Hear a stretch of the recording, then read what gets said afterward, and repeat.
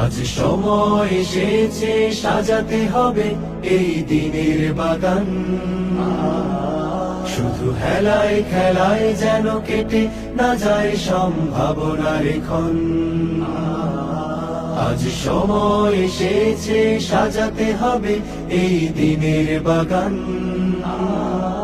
শুধু হেলায় খেলায় যেন কেটে না যায় সম্ভাবনার ক্ষণ। আজ সময় এসেছে সাজাতে হবে এই দিনের বাগান, শুধু খেলায় খেলায় যেন কেটে না যায় সম্ভাবনার ক্ষণ। نحمده ونصلي على رسوله الكريم أما بعد فأعوذ بالله من الشيطان الرجيم بسم الله الرحمن الرحيم لقد كان لكم في رسول الله أسوة حسنة لمن كان يرجو الله واليوم الآخر وذكر الله كثيرا صدق الله العظيم رب اشرح لي صدري ويسر لي أمري واحلل عقدة من لساني يفقه قولي মিনার চট্টগ্রাম বিশ্ববিদ্যালয়ের আয়োজনে আজকের এই সিরাত প্রোগ্রামে আপনারা যারা উপস্থিত হয়েছেন তাদের সবাইকে জানাচ্ছি আন্তরিক শুভেচ্ছা এবং মোবারকবাদ। আহলান ওয়া সাহলান ওয়া মারহাবান বিকুম ফি হাযাল লিকা আত-তাইয়িব আল মুবারাক। আমরা শুরুতে আল্লাহ রাব্বুল ইজ্জা ওয়াল জালালের দরবারে শুকরিয়া জ্ঞাপন করছি, যিনি আমাদেরকে আজকের এই চমৎকার সন্ধ্যায় চট্টগ্রাম বিশ্ববিদ্যালয়ের সমাজ বিজ্ঞান অনুষদের এই চমৎকার অডিটোরিয়ামে আল্লাহ রাসূল সাল্লাল্লাহু আলাইহি ওয়া আলিহি ওয়াসাল্লামের পবিত্র সিরাত থেকে কিছু আলোচনা শুনবার জন্য আমাদেরকে একত্রিত হওয়ার সুযোগ করে দিয়েছেন। আমরা সবাই কালিমাতুশ শুকর পড়ে নিচ্ছি আলহামদুলিল্লাহ। আজকের এই চমৎকার সিরাত প্রোগ্রামে উপস্থিত আছেন চট্টগ্রাম বিশ্ববিদ্যালয়ের সম্মানিত প্রভিসি মহোদয়, বিভিন্ন অনুষদের সম্মানিত ডিন মহোদয়, head of the departments, professors, ডিগনেটারিজ এবং আমার প্রিয় শিক্ষার্থী ভাই এবং বন্ধুরা, প্রিয় ভাইয়েরা এবং বোনেরা, আমি সবাইকে আবারও আন্তরিক শুভেচ্ছা জানিয়ে শুরু করছি। এখানে অনেক বিদগ্ধ স্কলার্স যারা বেসিকলি আমার উস্তাদ সমতুল্য স্টেজে এবং অডিয়েন্সের সারিতে বসে আছেন। আমি আলোচনা না করে স্যাররা যদি আলোচনা করতেন, সেটা যদি আমি শুনতে পারতাম, হয়তো আমি অনেক কিছু শেখার সুযোগ আমার হতো। তারপরেও স্যারদের আদেশক্রমে সামান্য কিছু কথা আমি আজকের এই প্রোগ্রামে উপস্থাপনের চেষ্টা করব ইনশাআল্লাহ বিইذنিল্লাহ। যে টপিকটির উপর আজকের সিরাত প্রোগ্রামে কিছু কথা আমি উপস্থাপন করবার চেষ্টা করব সেটা হচ্ছে প্রফিটিক লিডারশিপ, অর্থাৎ নবুবী নেতৃত্ব। আল্লাহ রাসূল সাল্লাল্লাহু আলাইহি ওয়াসাল্লামের নেতৃত্বের ধরন কেমন ছিল, কৌশলগুলো কেমন ছিল, স্ট্র্যাটেজি কেমন ছিল, রূপরেখা কেমন ছিল, এবং সেখান থেকে লেসন নিয়ে বর্তমান নেতৃত্বকে আমরা কিভাবে আরো ডেভেলপ করতে পারি, ইমপ্রুভ করতে পারি, এ নিয়ে সামান্য কিছু কথা আজকের এই প্রোগ্রামে আমি উপস্থাপন করার চেষ্টা করব ইনশাআল্লাহ বিইذنিল্লাহ। তো মূল আলোচনাতে যাওয়ার আগে আমাদের শুরুতে নেতৃত্ব জিনিসটা কি, what is leadership, what is the essence of leadership, এই বিষয়টা ক্লিয়ার হইতে হবে। এটা ক্লিয়ার হলে আমরা পুরো আলোচনাটা খুব ভালো করে উপভোগ করতে পারবো ইনশাআল্লাহ। আমি অডিয়েন্সের মধ্য থেকে শুনতে চাই যে নেতৃত্ব বলতে আমরা আসলে কি বুঝি, হোয়াট ইজ লিডারশিপ। কেউ কি আপনারা বলবেন যে হোয়াট ইজ লিডারশিপ, নেতৃত্ব মানে কি? জি, নেতৃত্ব মানে নেতা, তারপরে ওদিকে nose the way, shows the way, goes the way, যে রাস্তা চিনে, রাস্তা দেখায়, নিজে রাস্তা দিয়ে হাঁটে, সে নেতা। আর মাশাআল্লাহ, এদিকে ন্যায়ের পথে বা সঠিক পথে পরিচালনা করা। পেছনে এক হাত দেখা যায়, ওই যে এক ভাই। What is leadership to you, বলেন। আচ্ছা,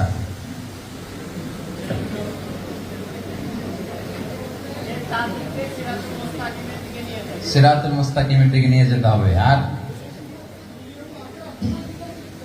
আর combining here and hereafter, দুনিয়া এবং আখিরাত দুইটাকে কম্বাইন করতে হবে। ঠিক আছে, অনেক সুন্দর সুন্দর কথা আসছে, সামহাউ কানেক্টেড এগুলো লিডারশিপের সাথে। কিন্তু লিডারশিপ বলতে বেসিকলি যেটা বুঝায় বা আমি যেটা বুঝি, লিডারশিপ মানে অন্যকে প্রভাবিত করবার ক্ষমতা, এটাই হচ্ছে মূলত লিডারশিপ। নেতৃত্ব মানে আপনার যদি অন্যকে ইনফ্লুয়েন্স করার ক্ষমতা থাকে, আপনার যদি মানুষকে ম্যানেজ করার ক্ষমতা থাকে, প্রভাবিত করবার ক্ষমতা থাকে, এটাই basically leadership. If you can influence people then you are a leader, সাধারণত এইটাই। তারপর অন্যান্য যেগুলো আসলো, knows the way, shows the way, goes the way, এগুলো অনেক স্কলাররা বলেছেন। তাহলে প্রথম কথা হচ্ছে, যদি আমরা অন্যকে প্রভাবিত করতে পারি তাহলে বাই ডিফল্ট আমি নেতা হয়ে উঠি। আই রিপিট, আমি আবারও বলছি, যদি অন্যদেরকে আমরা প্রভাবিত করবার ক্ষমতা রাখি, ইনফ্লুয়েন্স করবার ক্ষমতা রাখি, তাহলে বাই ডিফল্ট আমরা কি হয়ে উঠি? নেতা হয়ে উঠি। এটা হচ্ছে লিডারশিপের মূল সংজ্ঞা বা প্রকৃত কথা। লেটস সে ক্লাস শেষে একজন তার বন্ধুদেরকে বলল চল খেলতে যাই, তো কেউ কেউ রাজি, আবার অনেকে রাজি না। সে কনভিন্স করা শুরু করলো, ফাইনালি সে সবাইকে কনভিন্স করে খেলতে নিয়ে গেল, এই যে লিডার হয়ে গেছে। ক্লিয়ার হয়েছে না ব্যাপারটা? তাহলে বেসিকলি অন্যকে প্রভাবিত করবার যে ক্ষমতা, এটাই হচ্ছে কি? লিডারশিপ। যদি আমরা অন্যকে প্রভাবিত করতে পারি, ইনফ্লুয়েন্স করতে পারি। আমাদের সমাজে কিংবা রাষ্ট্রে আমরা যে সমস্যাগুলো দেখি, এগুলো বেসিকলি পোর লিডারশিপের কারণে। Poor leadership, because of poor leadership. যদি যথাযোগ্য নেতৃত্ব আমরা তৈরি করতে পারতাম, যোগ্য নেতৃত্ব যদি আমরা হাজির করতে পারতাম, তাহলে এই সমস্যাগুলো থাকতো না। আমরা আল্লাহ রাসূল সাল্লাল্লাহু আলাইহি ওয়া আলিহি ওয়াসাল্লামের নেতৃত্বের গুণাবলীগুলো, যদি ওনার যে লিডারশিপ ট্রেডস, লিডারশিপ ফিচার্সগুলো আছে, এগুলো যদি আমরা খেয়াল করি, তাহলে দেখবো যে এগুলো দিয়ে তিনি পুরো একটা জাতি, একটা ভূখণ্ডের জীবনধারা পাল্টে দিয়েছিলেন, তাই না?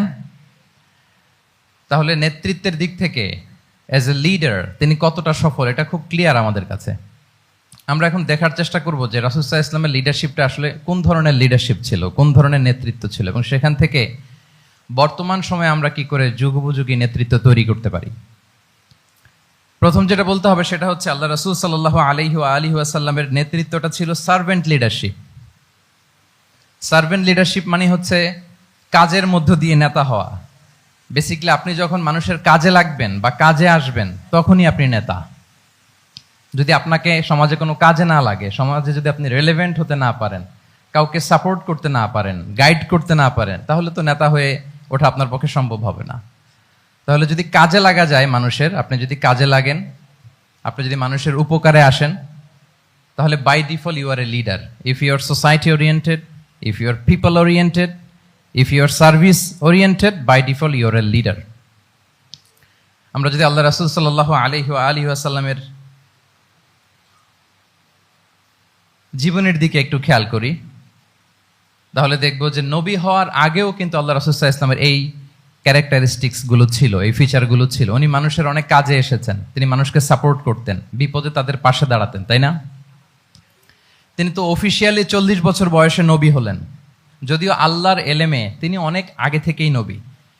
কিন্তু দুনিয়াতে আল্লাহ রাসূল সাল্লাল্লাহু আলাইহি ওয়াসাল্লাম যখন 40 বছর বয়সে উপনীত হলেন, তখনই তো হেরা গুহায় নাজিল হলো, ইকরা বিসমি রাব্বিকাল্লাযী খালাক, read in the name of your lord who has created.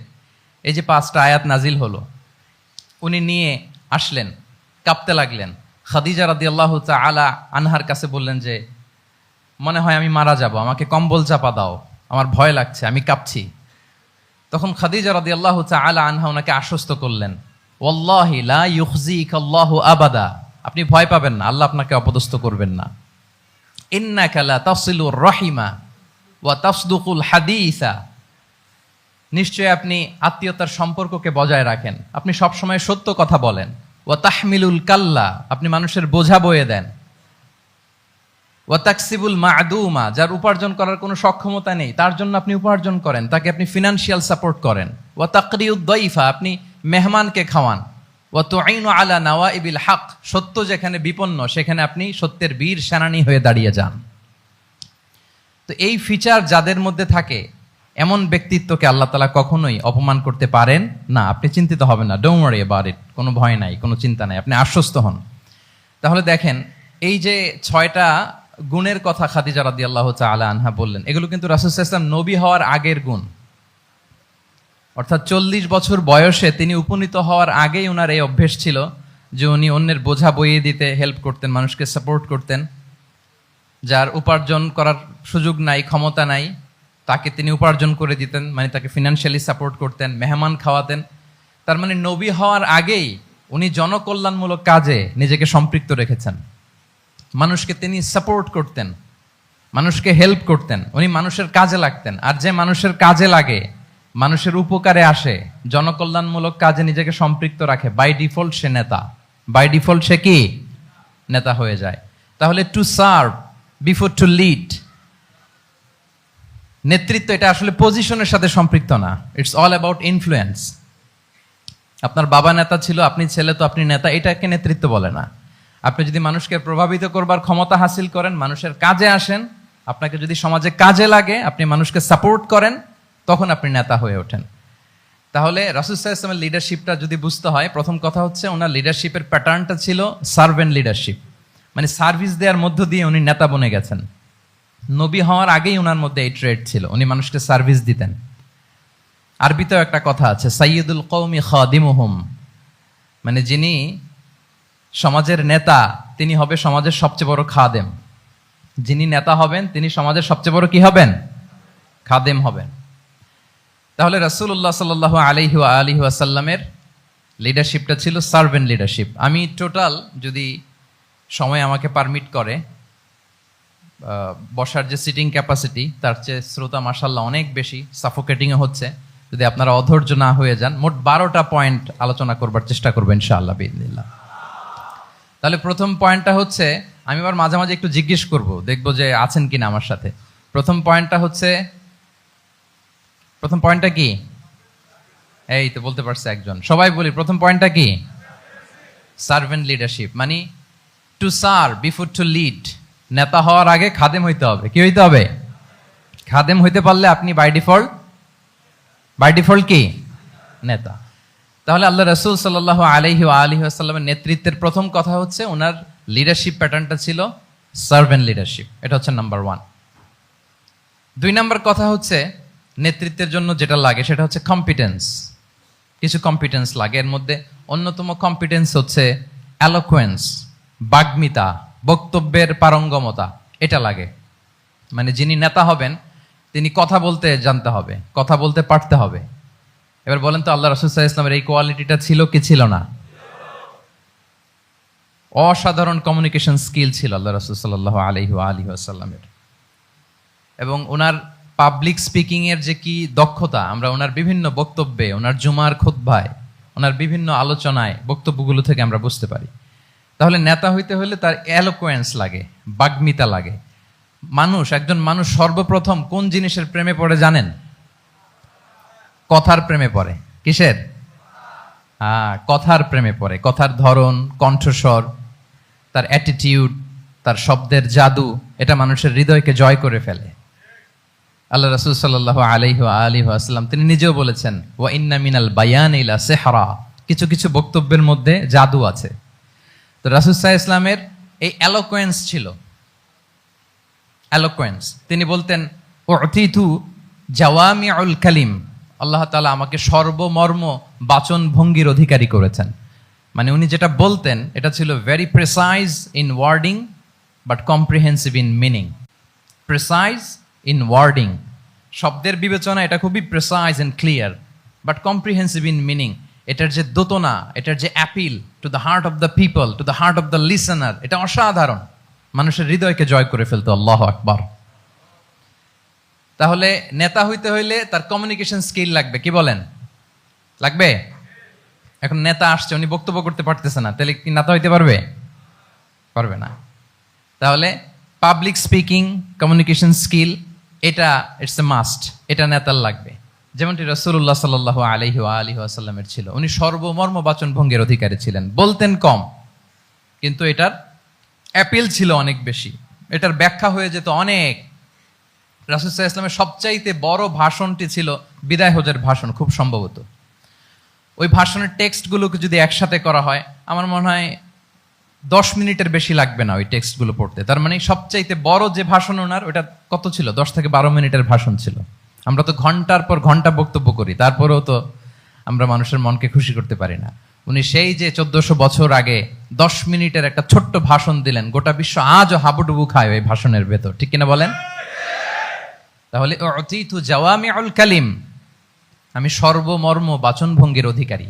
সুবহানাল্লাহ, ভেরি প্রেসাইজ এন্ড ক্লিয়ার। কতটা প্রেসাইজ এন্ড ক্লিয়ার ছিল রাসূল সাল্লাল্লাহু আলাইহি ওয়াসাল্লামের বক্তব্য? আম্মাজান আয়েশা রাদিয়াল্লাহু তাআলা আনহা বলেন, লাউ আদ্দাহুল আদ্দু লা আহসাহু। তিনি যখন বক্তব্য করতেন, কেউ যদি চাইতো যে দেখি কয়টা শব্দ বললেন বক্তব্যে, কয়টা বাক্য বললেন, চাইলে মুহূর্তে গুনে ফেলা যেত সেটা। এত প্রেসাইজ এন্ড ক্লিয়ার বক্তব্য ছিল যে তিনি কয়টা বাক্য ব্যবহার করেছেন, কয়টা শব্দ ইউজ করেছেন এই বক্তব্যে, চাইলে যে কেউ গুনে ফেলতে পারত। এবং তিনি খুবই শুদ্ধ আরবিতে কথা বলতেন, আফসাহুল লিসান ছিলেন। বিশুদ্ধ ভাষায় কথা বলতে পারা এটা অনেক জরুরি। রাসূল সাল্লাল্লাহু আলাইহি ওয়াসাল্লাম অত্যন্ত বিশুদ্ধ আরবিতে কথা বলতেন, এবং বিশুদ্ধ আরবি জানাটা বা বিশুদ্ধ ভাষাটা এত জরুরি যে আল্লাহ তাআলা তার প্রিয় হাবিবকে এই বিশুদ্ধ ভাষা শেখানোর জন্য মায়ের বুকের দুধ খাওয়া থেকে বঞ্চিত রেখেছিলেন। আই রিপিট, আমি আবারও বলছি, বিশুদ্ধ ভাষাটা এত জরুরি যে আল্লাহ তাআলা তার প্রিয় হাবিবকে মায়ের বুকের দুধ থেকে বঞ্চিত রেখেছেন শুধু বিশুদ্ধ ভাষার জন্য। তিনি কিন্তু মায়ের বুকের দুধ খেতে পারেন নাই।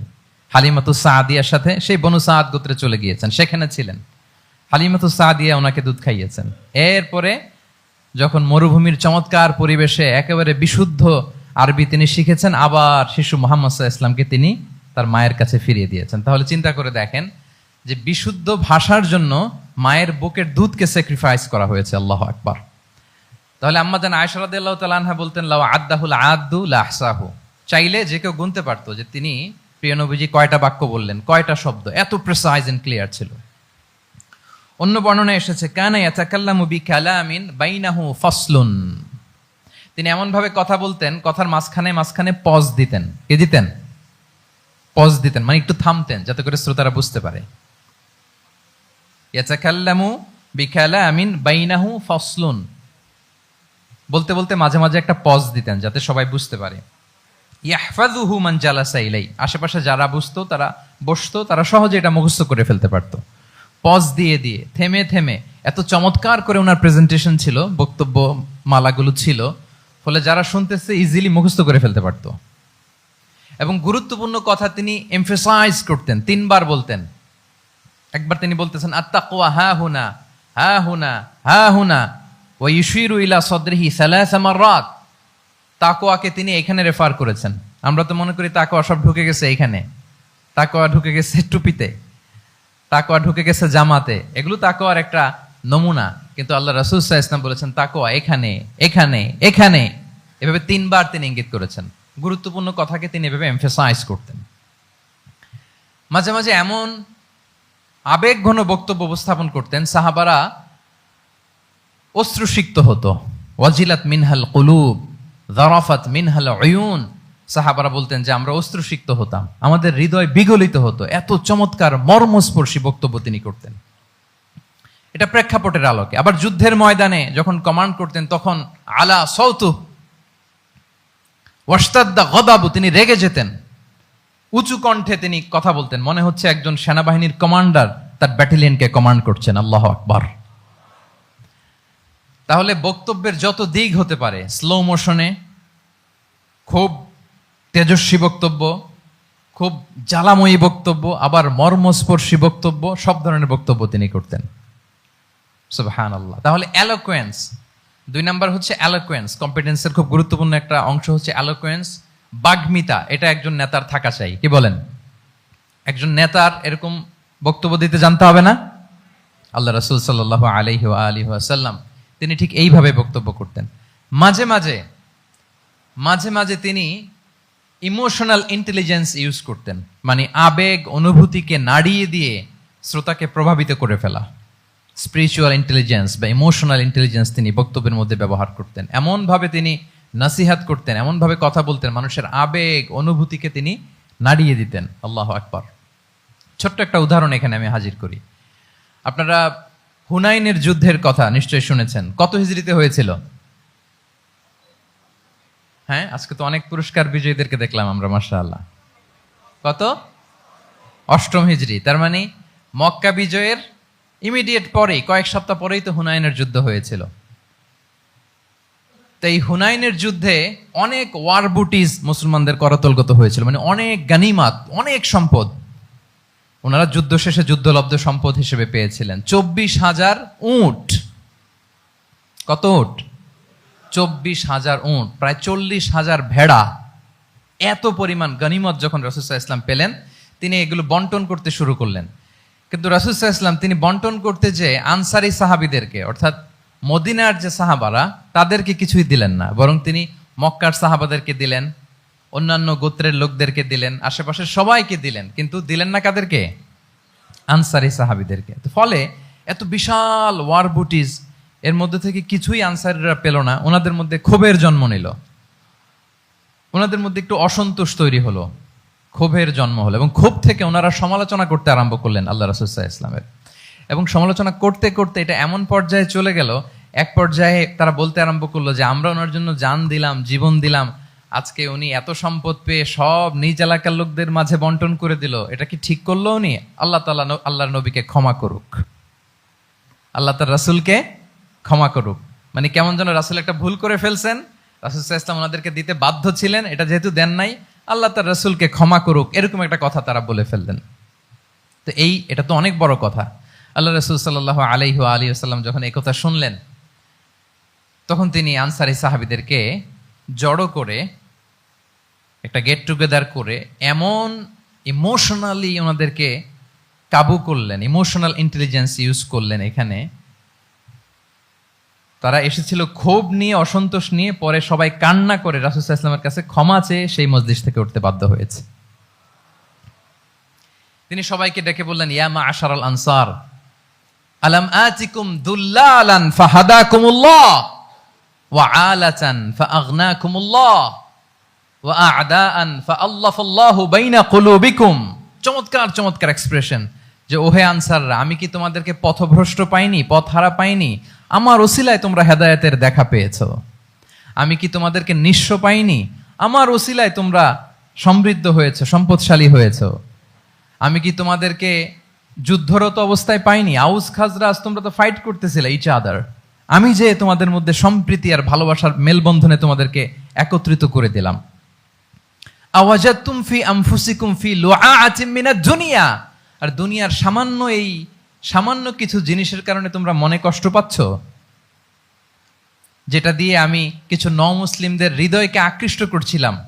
তাআল্লাফতু বিহা কওমান লিউসলিমু ওয়া ওয়াকালতুকুম ইলা ইসলামিকুম, আমি কিছু মুসলিমদেরকে এগুলো দিয়ে তাদের হৃদয়টাকে ইসলামের প্রতি আরো অ্যাট্রাক্টেড করতেছিলাম, আর তোমাদেরকে তোমাদের ইসলামের উপরই আমি ছেড়ে দিয়েছি। আমি জানি আমার আনসাররা, তাদের হৃদয়ে যে ইসলাম আছে এটাই তাদের জন্য যথেষ্ট। আমা তারদাউনা আইয়াযহাবান নাসু বিশ-শাতি ওয়াল বাঈর ওয়া তারজিউনা বিরাসূলিল্লাহি ফি রিহালিকুম, won't you be happy that people go back to their country with sheep and camel and you go back to your country with Rasulullah? Allahu Akbar। তোমরা কি এতে খুশি হবে না? মানুষ উট আর ভেড়া নিয়ে তাদের এলাকায় ফিরবে, আর তোমরা আল্লাহর রাসূলকে নিয়ে তোমাদের এলাকায় ফিরবে। এরকম একটার পর একটা ইমোশনালি রাসূল সাল্লাল্লাহু আলাইহি ওয়াসাল্লাম যখন আনসার সাহাবীদেরকে কাবু করতে লাগলেন, ওনারা এমন ভাবে কান্নার রোল জুড়ে দিল, এমন ভাবে অনুতপ্ত হলো, কাঁদতে শুরু করলো। পরে এরা বলতে আরম্ভ করলো, আমি তো দুই একটা বাক্য বললাম, লম্বা চূড়া মন মাতানো বক্তব্য, হৃদয়স্পর্শী বক্তব্য। তারা বললো, ইয়া রাসূলুল্লাহ, আমরা শুধু আপনাকে পেয়েই খুশি। রাসূল সাল্লাল্লাহু আলাইহি ওয়াসাল্লাম বলেন, গোটা বিশ্বের মানুষ যদি এই পথ ধরে আর আনসারীরা যদি এই পথ ধরে, আমি এই পথ ছেড়ে দিয়ে আনসারীদের পথে হাঁটবো। আল্লাহ তুমি আনসারদের ক্ষমা করো, তাদের সন্তানদের ক্ষমা করো, তাদের নাতিদেরকে ক্ষমা করো। এভাবে মর্মস্পর্শী বক্তব্য যখন ইমোশনাল ইন্টেলিজেন্স দিয়ে যখন রাসূল সাল্লাল্লাহু আলাইহি ওয়াসাল্লাম বললেন, সব আনসারী সাহাবারা কাঁদতে আরম্ভ করলেন।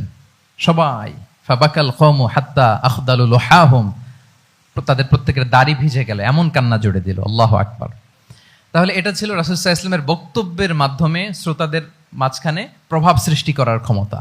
চিন্তা করতে পারেন, হৃদয় কেঁপে ওঠে না এই কথা শুনলে? Won't you be happy people go back to their home with sheep and camel and you take the messenger of Allah with you? মানুষ ছাগল ভেড়া নিয়ে ফিরতেছে, তোমরা তো আল্লাহর নবীকে নিয়ে ঘরে ফিরতেছো। আল্লাহু আকবার।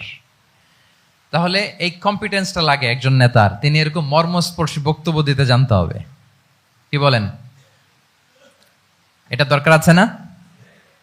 আচ্ছা, তাহলে রাসূল সাল্লাল্লাহু আলাইহি ইসলামের লিডারশিপ নিয়ে যেহেতু কথা বলছি, প্রফিটিক লিডারশিপ, প্রথমটা বলেছিলাম ওনার লিডারশিপের স্টাইল কি ছিল?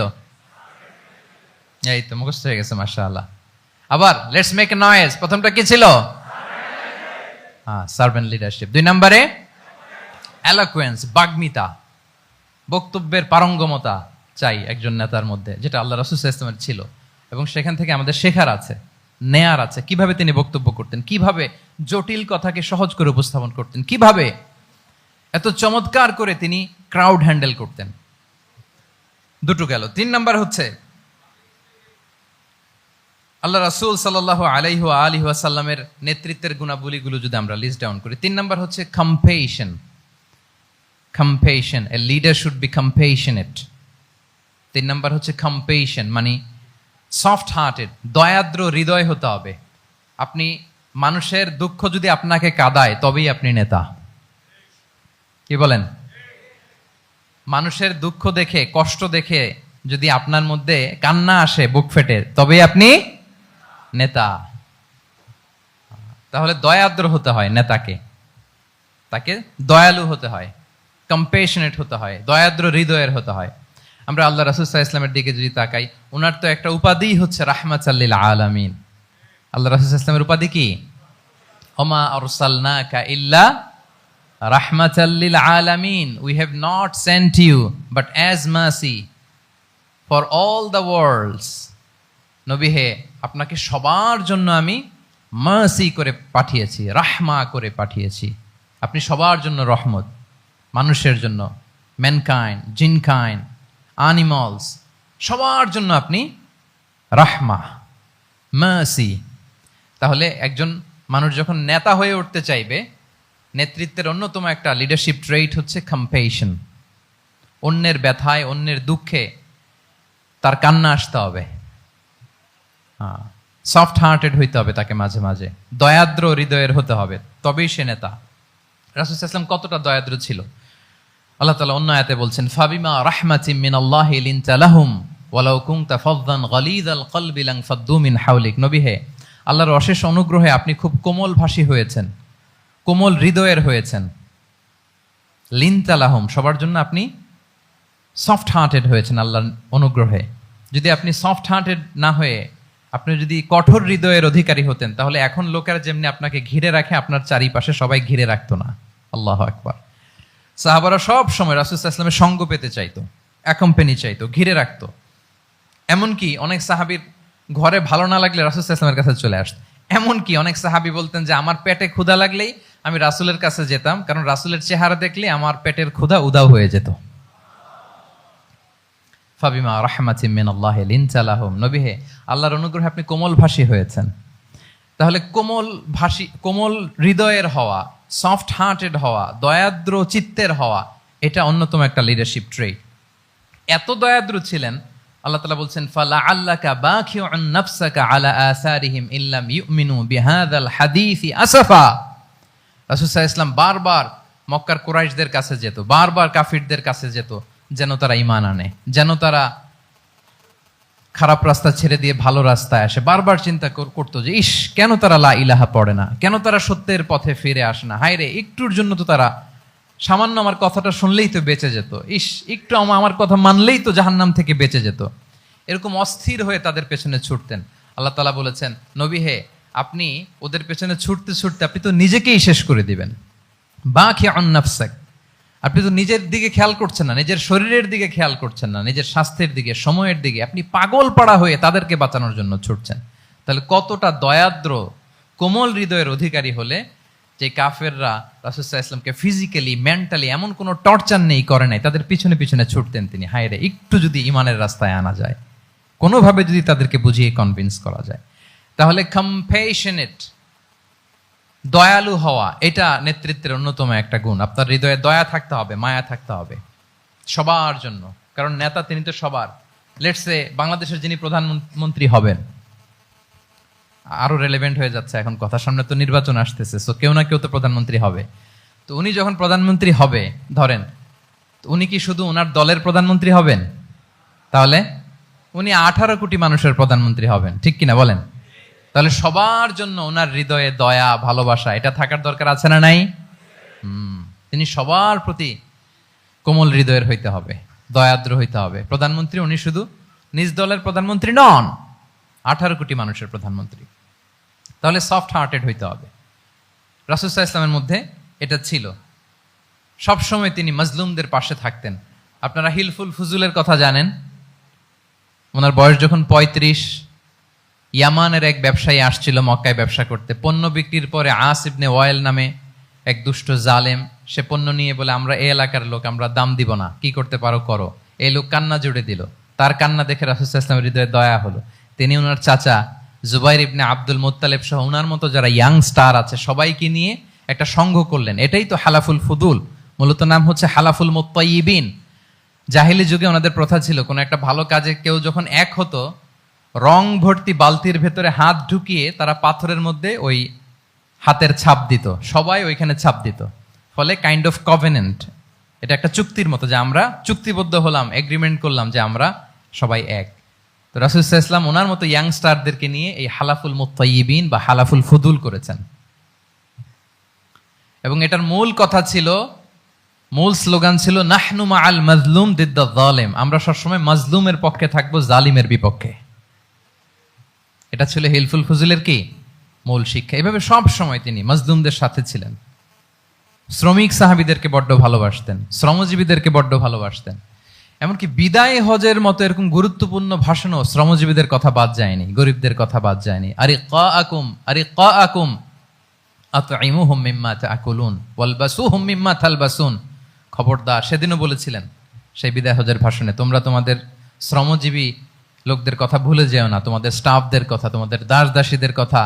তোমরা যা খাবে সেখান থেকে তাদেরও খাওয়াবে, তোমরা যে পোশাক পরবে সেখান থেকে তাদেরও পোশাকের ব্যবস্থা করবে। আল্লাহু আকবার। তাহলে রাহমাতাল লিল আলামিন, তিনি ছিলেন কম্পেশনেট, দয়ালু হৃদয়ের অধিকারী। তাহলে নেতা হইতে হলে তার হৃদয়ে কি থাকা লাগবে? দয়া। তাহলে 3 নম্বর পয়েন্টটা কি? হ্যাঁ কি সবাই বলি 3 নম্বর পয়েন্টটা কি? কম্পেশন, অনুগ্রহ বা দয়া। এটা একজন নেতার হৃদয়ে থাকা চাই। 4 নম্বরে হচ্ছে ইন্টেগ্রিটি। ইন্টেগ্রিটি মানে সততা, নৈতিকতা থাকতে হবে। এটা অন্যতম একটা লিডারশিপ ট্রেট। এটার বড় ক্রাইসিস এখন ইন্টিগ্রিটির। রাসূল সাল্লাল্লাহু আলাইহি ওয়াসাল্লামের লিডারশিপটা ছিল এথিক্যাল লিডারশিপ, কিন্তু এইটার অনেক বড় ক্রাইসিস আমাদের সমাজে, আমাদের নেতৃত্বের মাঝে। কি বলেন? নৈতিকতার ঘাটতি আছে না? নৈতিকতা বিবর্জিত নেতৃত্ব, এটা দিয়ে কিছুই হয় না। একটা জাতির ধ্বংসের জন্য নৈতিকতা বিবর্জিত নেতৃত্বই যথেষ্ট। এজন্য নৈতিকতা লাগবে, ইন্টিগ্রিটি, সততা। আমরা যদি আল্লাহ রাসূল সাল্লাল্লাহু আলাইহি ওয়াসাল্লামের নেতৃত্বের দিকে তাকাই, তাহলে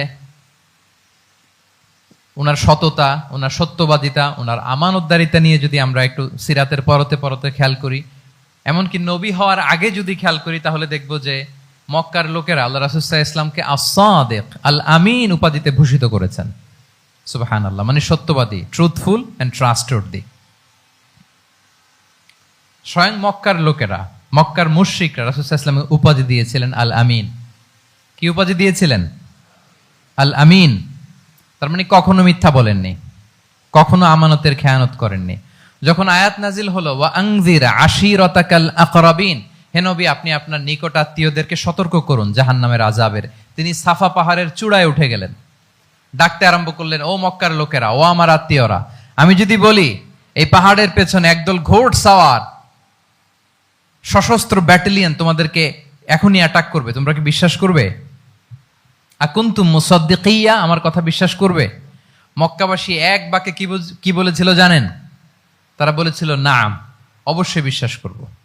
আমি যদি বলি তোমাদেরকে অ্যাটাক করার জন্য প্রস্তুত একদল ঘোড়সাওয়ার, বিশ্বাস করবে? আকুনতুম মুসাদ্দিকিয়া, সবাই কি বলেছিল? নাম, অবশ্যই বিশ্বাস করব। কেন বিশ্বাস করবে?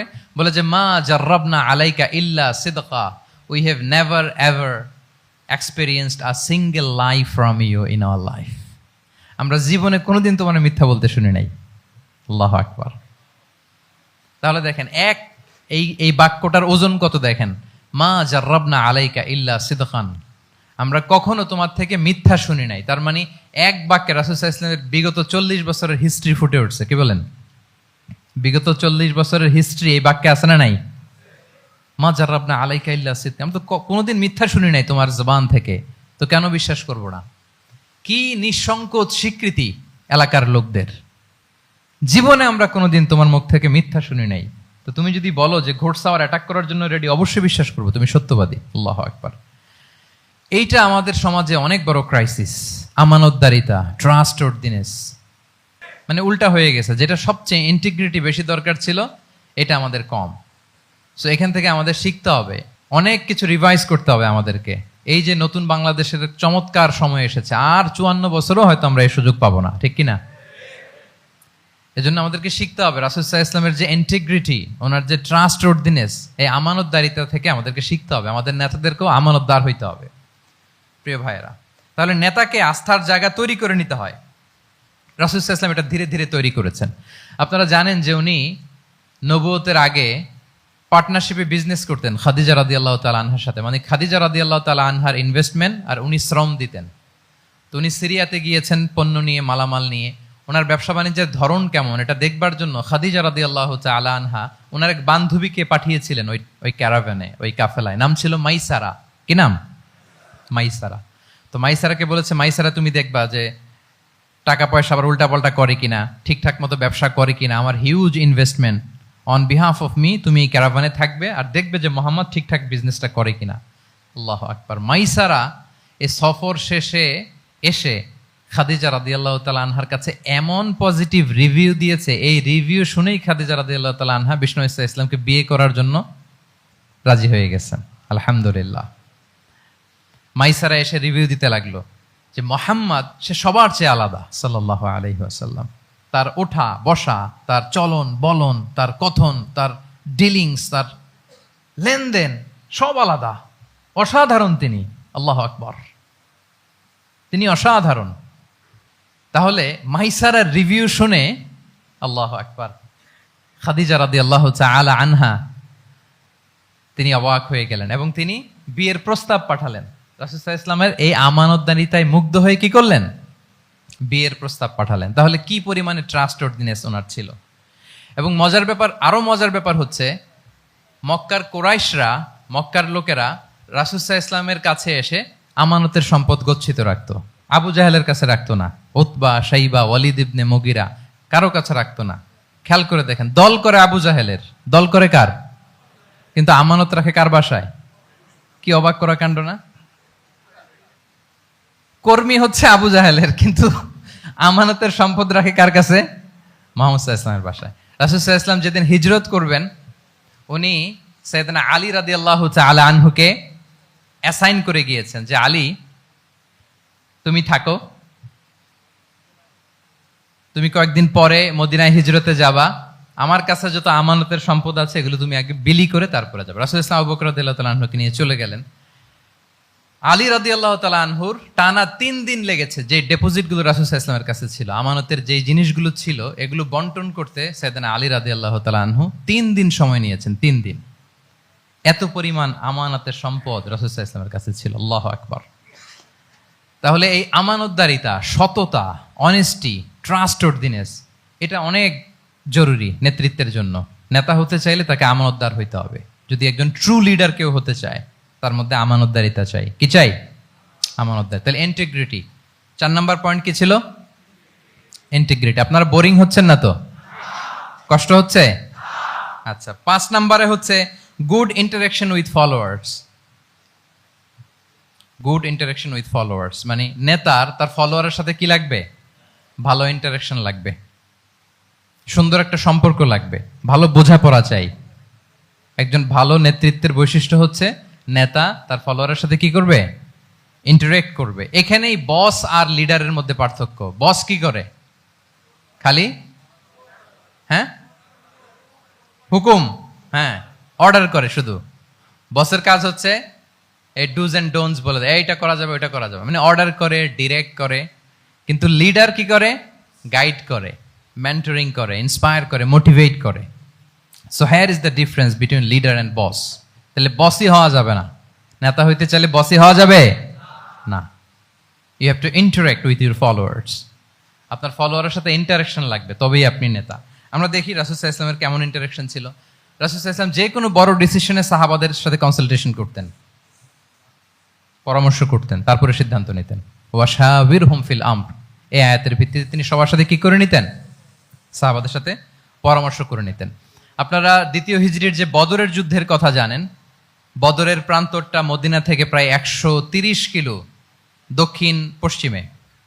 তো ওখানে গেলেন মদিনা থেকে তিনি, যাওয়ার পরে এক জায়গায় তিনি সেনা ক্যাম্প স্থাপন করলেন। স্থাপন করার পরে হাব্বাব ইবনুল মুনজির রাদিয়াল্লাহু তাআলা আনহু তিনি জিজ্ঞেস করলেন, ইয়া রাসূলুল্লাহ, এই যে আপনি এই জায়গায় বদরের প্রান্তরে সেনা শিবির স্থাপন করলেন, সেনা ক্যাম্প স্থাপন করলেন, এটা কি আল্লাহর দেখিয়ে দেয়া কোনো জায়গা নাকি আপনার ইচ্ছায়? তিনি বললেন, আমানজিলান আনসালাকাল্লাহু লাইসা লানা আন নাতাকদ্দামাহু ওয়ালা নাতাআখারা আনহু।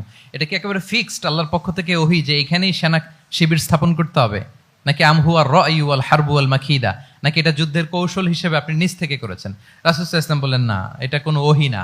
আমার কাছে মনে হয়েছে, আমার যে অ্যানালিসিস, আমার মনে হয়েছে বদরের যুদ্ধে এখানেই আমাদের পজিশনিংটা হইলে ভালো হয়। হাব্বাব ইবনে মুনজির রাদিয়াল্লাহু তাআলা আনহু বলেন, না, ইযান লাইসা হাযা বিমানসিল ইয়া রাসূলুল্লাহ, তাহলে এইখানে যদি আপনার নিজ থেকে আপনি এটা ডিসাইড করেন, আমি আপনার অনুমতিক্রমে বলতে চাই ইয়া রাসূলুল্লাহ, এটা সুন্দর জায়গা হয়নি। সুন্দর জায়গা হয়নি? তাহলে কোথায়? হাব্বাব বললেন, ওইখানে, ওই যে বদরের একটা কুয়া আছে, এখানে পানির সোর্স আছে, আমরা যদি ওইখানে একটা ব্লকেট দিয়ে দাঁড়াতে পারি, তাহলে কোরাইশরা এসে আর পানি খেতে পারবে না, ওরা পানি না খেয়েই মরবে, যুদ্ধেও মরবে, পানির অভাবেও মরবে। আল্লাহু আকবার। এক মুহূর্ত দেরি করলেন না রাসূল সাল্লাল্লাহু আলাইহি ওয়াসাল্লাম। এই অপিনিয়ন পাওয়ার সাথে সাথেই বললেন, এই সেনা ক্যাম্প এখান থেকে উঠে হাব্বাব যেখানে বলেছে ওইখানে যে সেনা শিবির স্থাপন করো। এক সেকেন্ডও দেরি করেন নাই। তাহলে কোনো ইগোইস্টিক ঝামেলা ছিল না, ভেরি অ্যাকোমোডেটিভ ছিলেন রাসূল সাল্লাল্লাহু আলাইহি ওয়াসাল্লাম। আমরা অনেক সময় নতুন কোনো কথা শুনলে, কোনো রিফর্ম শুনলে, শ্রোতাদের মধ্যে থেকে কিছু একটা শুনলে আটকে উঠি, চেঞ্জ করতে চাই না, রিজিড হয়ে থাকে। এই রিজিডিটি রাসূল সাল্লাল্লাহু আলাইহি ওয়াসাল্লামের মধ্যে ছিল না, ভেরি অ্যাকোমোডেটিভ ছিলেন, ইজিলি ওপেন আপ করতে পারতেন। মুহূর্তেই বলেন, ঠিক আছে, আমি যেখানে করেছি আসলে ঠিক হয় না, হাব্বাব যেখানে বলেছে সবাই ওখানে যে সেনা ক্যাম্প স্থাপন করো। আল্লাহু আকবার। উনি চাইলে বলতে পারতেন, এই হাব্বাব, তুমি কি আমার চেয়ে বেশি বুঝো? আমি তো নবী, তুমি আমার উম্মাহ, আমার কাছে ওহী আসে। কোনো ধরনের আর্গুমেন্টে না যে সরাসরি রাসূল সাল্লাল্লাহু আলাইহি ওয়াসাল্লাম এটাকে মেনে নিলেন। আল্লাহু আকবার। তাহলে এই যে ইন্টারাকশন দেখেন, কত চমৎকার ইন্টারাকশন ছিল সাহাবীদের সাথে রাসূলুল্লাহ সাল্লাল্লাহু আলাইহি ওয়া আলিহি ওয়াসাল্লামের। তাহলে good interaction with your followers, এটা জরুরি। আমরা যদি খন্দকের ঘটনা দেখি, খন্দকের যে পরীক্ষা খনন করা হয়েছিল, এটা কিন্তু কোনো মদিনার বা মক্কার কোনো আরাবিয়ান সাহাবাদের কাছ থেকে এই পরামর্শ আসেনি। এসেছে কার কাছ থেকে? সালমান আল ফারিসি। বাড়ি কই? সেই ইরান, ইয়ামান না, ইরানে। উনি হি ওয়াজ পার্সিয়ান, উনি ইরান থেকে আসছে। ফারিসি, সালমান আল ফারিসি, পারস্য থেকে আসা। উনার কথা অনুযায়ী তিনি বলেছেন সালমানু মিন্না আহলাল বাইত, ওনাকে আহলে বাইতের স্ট্যাটাস তিনি দিয়েছেন। আল্লাহু আকবার। তাহলে ইজিলি তিনি সাহাবীদের কাছ থেকে চমৎকার অপিনিয়ন আসলে সেটাকে পিক করতেন এবং তাদের সাথে চমৎকার ইন্টারাকশন ছিল। সাহাবীদের সাথে, ফলোয়ারদের সাথে ওনার কতটা গভীর ইন্টারাকশন ছিল, ছোট্ট একটা হাদিস বলে, হাদিসটা সহিহ মুসনাদে আহমদ ইবনে হাম্বলে এসছে, আমি এই পয়েন্টটা শেষ করছি। রাসূল সাল্লাল্লাহু আলাইহি ওয়াসাল্লামের যুগে এক সাহাবী ছিল, তার নাম ছিল জাহির ইবনে হারাম আল আশজাঈ। জাহির, সাহাবীর নাম কি? সবাই বলুন, কি নাম? জাহির রাদিয়াল্লাহু তাআলা আনহু। উনি মদিনায় থাকতেন না, উনি মরুপল্লীতে থাকতেন, মানে বেদুইন ছিলেন আর কি। মদিনা তো শহর, সিটি, উনি সিটিতে থাকতেন না, উনি থাকতেন মরুপল্লীতে। ওখানে তিনি অর্গানিক ফলমূল, শাকসবজি চাষ করতেন।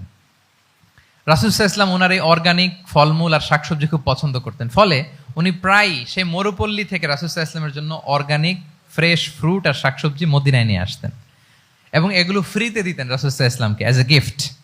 উপহার হিসেবে রাসূল সাল্লাল্লাহু আলাইহি ওয়াসাল্লামকে মরুপল্লী থেকে চাষ করে আনা ফলমূল, শাকসবজি দিতেন। আর কিছু শাকসবজি, ফলমূল তিনি মদিনার বাজারে বিক্রি করতেন। তো একবার তিনি এসে রাসূল সাল্লাল্লাহু আলাইহি ওয়াসাল্লামকে অর্গানিক এই ফ্রুটগুলো দিয়ে বাকিগুলো মদিনার বাজারে বিক্রি করতেছেন। রাসূলুল্লাহ সাল্লাল্লাহু আলাইহি ওয়াসাল্লাম বাজার ভ্রমণে গেলেন, যে দেখে ওই তো জাহের, উনি আবার কানা রজুলান দামিমান, একটু কুৎসিত দেখতে, একটু খাটো কুৎসিত শ্যামবর্ণের ছিলেন। তো ওনাকে দেখেই রাসূল সাল্লাল্লাহু আলাইহি ওয়াসাল্লাম পিছন থেকে এরকম ঝাপটে ধরলেন, পিছন থেকে হাগ করলেন আর কি। তো পিছন থেকে যখন ঝাপটে ধরলেন, উনি তো আর দেখতে পারতেছেন না কে ধরলো। উনি বলে মান হাদা আর সিলনি, এই ছাড়ো ছাড়ো, কে কে, এই কোন লোক আমারে ধরলো, ছাড়ো ছাড়ো করে অস্থির। যখন পিছনে ফিরে দেখে আল্লাহ রাসূল সাল্লাল্লাহু আলাইহি ওয়াসাল্লাম, এখন আর ছাড়াছাড়ি করে না, এখন ওনার পিঠটা রাসূল সাল্লাল্লাহু আলাইহি ওয়াসাল্লামের বুক মোবারকের দিকে আরো লাগাই দিচ্ছে এইভাবে। সুবহানাল্লাহ। এতক্ষণ বলে এই কে, ছাড়ো ছাড়ো, যখন দেখে রাসূল সাল্লাল্লাহু আলাইহি ওয়াসাল্লাম এখন আর তাড়াহুড়ো করতেছে না, এখন ওনার পিঠটা রাসূল সাল্লাল্লাহু আলাইহি ওয়াসাল্লামের বুক মোবারকের সাথে আরো ঠেলে দিচ্ছে। রাসূল সাল্লাল্লাহু আলাইহি ওয়াসাল্লাম এবার মজার ছলে বললেন, মাইয়াশতারি হাযাল আব, ফান করে বলতেছেন, এই একটা দাস আছে আমার কাছে, এই লোকটারে কে কিনবে, আমি বেচবো, কে কিনবে? জাহের রাদিয়াল্লাহু তাআলা আনহু বলেন, ইয়া রাসূলুল্লাহ ইযান ওয়াল্লাহি তাজিদুনি কাসিদান, আমি কালো মানুষ, আমি সস্তা মানুষ, আমারে বেচলে বেশি দাম পাবেন না আপনি, আমি তো সস্তা মানুষ ইয়া রাসূলুল্লাহ। রাসূল সাল্লাল্লাহু আলাইহি ওয়াসাল্লাম বললেন, আনতা লাস্তা ইনদাল্লাহি কাসিদ ইয়া জাহির, হে জাহির তুমি আল্লাহর কাছে সস্তা নও, আনতা ইনদাল্লাহি গালি, তুমি আল্লাহর কাছে বড্ড দামি। আল্লাহু আকবার। হে জাহের, তুমি, তোমার স্কিন ব্রাইট কালার না, তুমি কুৎসিত, তুমি দুনিয়াতে সস্তা হতে পারো, কিন্তু আমার আল্লাহর দরবারে তুমি কভু সস্তা নও। আনতা ইনদাল্লাহি গালি, আল্লাহর কাছে তুমি বড্ড দামি। দেখেন ইন্টারেকশন কোন মাত্রায় গেলে পিছন থেকে যে এরকম হাক করা যায়, ঝাপটে ধরা যায় এক সাহাবীকে, সুবহানাল্লাহ বিহামদি। এরকম গুড ইন্টারেকশন ছিল অনেক অনেক, ভুরি ভুরি সিরাতের পরতে পরতে আপনারা পাবেন যে রাসূল সাল্লাল্লাহু আলাইহি ওয়াসাল্লামের সাথে সাহাবাদের ইন্টারেকশন কত চমৎকার ছিল। তাহলে 5 নাম্বার হচ্ছে গুড ইন্টারেকশন উইথ ফলোয়ার্স। দেখি মনে আছে কিনা। 1 নম্বরে কি ছিল? 2 নম্বরে, 3 নম্বরে কম্প্যাশন, 4 নম্বরে ইন্টিগ্রিটি, 5 নম্বরে মাশাআল্লাহ গুড ইন্টারেকশন উইথ ফলোয়ার্স। 6 নম্বরে হচ্ছে কারেজ, সাহসিকতা। নেতা হইতে হইলে সাহস লাগবে না? নেতারে বাঁচানোর জন্য কর্মীরা দৌড়াইতেছে সামনে, নেতা যদি ছোটে পেছনে, তাহলে হবে? হ্যাঁ, রিকশার টায়ার পাংচার হলে যদি নেতা 3 লাফ দেয়, এটা কি নেতা? তাহলে কি? তাহলে তো তাকে নেতা বলা যায় না। কি বলেন? নেতার তো হি শুড বি কারেজাস, তার সাহসী হইতে হবে, দুর্দান্ত সাহস থাকতে হবে তার। রাসূল সাল্লাল্লাহু আলাইহি ওয়াসাল্লামের এরকম দুর্দান্ত সাহস ছিল, অত্যন্ত সাহসিকতার অধিকারী তিনি ছিলেন। এবং এই লিডারশিপ ট্রেটটা খুবই জরুরি, এটাকে বলে mother skill. Courage is a mother skill, এটাই সব। এই হিম্মত লাগবে। আর রাজুলু যু হিম্মা ইউহিল উম্মাহ, যার হিম্মত আছে সেই জাতিকে জাগাতে পারে, ঠিক কিনা? এই যে আমাদের কাছে তো উদাহরণ একেবারে হাতের কাছেই, এই যে 5 আগস্টে, এই যে জুলাই আপরাইজিং, যদি কারেজ না থাকতো আমাদের তরুণদের, আমাদের জেনজিদের, তাহলে এই পরিবর্তন কি আমরা দেখতে পেতাম? না। আমি গল্প শুনছিলাম যে এই চট্টগ্রাম বিশ্ববিদ্যালয় থেকে 2 জন শহীদ হয়েছে, আল্লাহ তাদের কবরগুলোকে তুমি জান্নাতে টুকরা বানিয়ে দাও। এই যে আমাদের তরুণরা তাজা রক্ত দিয়ে একটা চেঞ্জ এনেছে, পরিবর্তন, এটা তো কারেজ, তাদের সাহসিকতার বহিঃপ্রকাশ, ঠিক কিনা? এটা লাগবে। কেউ যদি লিড দিতে চায়, লিডার হতে চায়, তার এটা লাগবে, মাস্ট। রাসূল সাল্লাল্লাহু আলাইহি ওয়াসাল্লাম অত্যন্ত সাহসী ছিলেন। 2-1টা উদাহরণ আমরা সিরাত থেকে দেখি। একবার মদিনাতে রাত্রিবেলা বিকট একটা আওয়াজ হলো, বিকট আওয়াজ, এত আওয়াজ সবাই ঘুম থেকে জেগে গেল। ঘুম থেকে জেগে সবাই হতভম্ব, কিরে এত আওয়াজ তো মদিনাতে কখনো শুনি না, ঘটনা কি? কেউ ঘোড়া নিয়ে, কেউ উট নিয়ে, কেউ খচ্চর নিয়ে, কেউ এমনি খালি পায়ে ছুটতে আরম্ভ করলো আওয়াজের দিকে, দেখি যাই কোথায় কি হলো। সবাই ছুটতে ছুটতে মাঝপথে যেয়ে দেখে রাসূল সাল্লাল্লাহু আলাইহি ওয়াসাল্লাম আওয়াজ কোথায় হয়েছে, কোত্থেকে হয়েছে দেখে ফিরে আসতেছে আর বলতেছে, লান তুরাউ, ডোন্ট ওয়ারি, আরে ভয় নাই, দেখে আসছি আমি। আল্লাহু আকবার। ভয় নাই, আমি দেখে আসছি, এভরিথিং ইজ ফাইন দেয়ার, সব ঠিক আছে, যাও ফিরো মদিনায় ফিরো। সবাই ভয় পেয়ে ঘোড়া টোরা ওট হাঁকিয়ে ছুটতে আরম্ভ করছে। অনেক দূর যাওয়ার পরে দেখে রাসূল সাল্লাল্লাহু আলাইহি ওয়াসাল্লাম আবু তালহা রাদিয়াল্লাহু তাআলা আনহুর একটা খুবই ক্ষিপ্ত ঘোড়া নিয়ে উনি দেখে ভিজিট করে ফিরে আসতেছেন। সুবহানাল্লাহ। তাহলে বিপদ ঘটলে নেতা থাকতে হবে কই, সামনে না পেছনে? আমাদের নেতারা থাকে কই? নাকি পেছনেও খুঁজে পাওয়া যায় না? It's a big crisis. নেতা থাকবে কোথায়? Front liner. Leader should be front liner. উনি তো লিড দিবে, নেতৃত্ব দিবে। এখন উনারা যদি খুঁজে পাওয়া না যায় তাহলে থাকবে কিছু না। এই যে শিখতে হবে আমাদের, যেমনটা রাসূল সাল্লাল্লাহু আলাইহি ওয়াসাল্লাম করলেন। বিকট আওয়াজ, উনি আগে চলে গেছে, কাউকে না বলে দেখে টেকে চলে আসতেছে। আল্লাহু আকবার। হুনাইনের যুদ্ধে এক পর্যায়ে মুসলমানরা পর্যদুস্ত হয়ে যাচ্ছিল, আপনারা অনেকে জানেন। To make the long story short, পুরো ঘটনাটা আমি আনবো না।